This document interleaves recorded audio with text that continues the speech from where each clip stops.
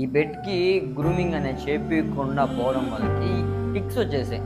అది 1, 2 కాదు, బాడీ అంతా వచ్చేసాయి. చాలా అంటే చాలా ఘోరమైన పరిస్థితి. మేము ఎందుకు చెప్తాం, ప్రతిసారి మేము ఎందుకు చెప్తాం గ్రూమింగ్ ఇంపార్టెంట్, గ్రూమింగ్ చేపించాలని మేము ఎందుకు చెప్తాం అంటే, ఈ విధంగా మీ పెట్ బాధపడకూడదు. ఇప్పుడు ఒక పెట్‌ని మనం పెంచుకుంటున్నాం అంటే దానికి అన్నీ చూసుకోవాలా. మనం అంటే నోరుంది కాబట్టి మనకి ఏదైనా అవసరం అయితే మనం అన్నీ చెప్పుకుంటాం. నాకు పలానా కావాలా, పలానా కావాలని. అవి చెప్పుకోలేవు. ఇప్పుడు దానికి చెవులో, బాడీ పైన మొత్తం టిప్స్. నేను ఇక్కడైతే ఫుటేజ్ చేస్తా చూడండి. అసలు చాలా అంటే చాలా ఘోరమైన పరిస్థితి. గ్రూమింగ్ ఎందుకు చేపించాలంటే ఇదే ఎగ్జాంపుల్.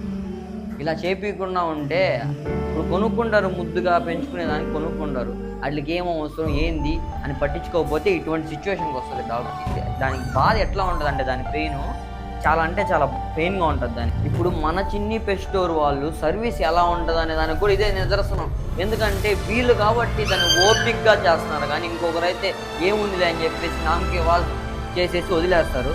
అట్ట కాకుండా వాటికి నీట్‌గా తీసి దాన్ని క్లీన్ చేసి బాతింగ్ చేపిచ్చి ఇయన్నైతే మన చిన్ని పెట్ స్టోర్ వాళ్ళే చేస్తారు. ప్రతి ఒక్కరైతే చేయరండి. మనం చూస్తా ఉన్నాం గదా! వాళ్ళు ఏం చేపిస్తున్నారు, ఏం చేయట్లేదో మనం చూడం దగ్గరుండి.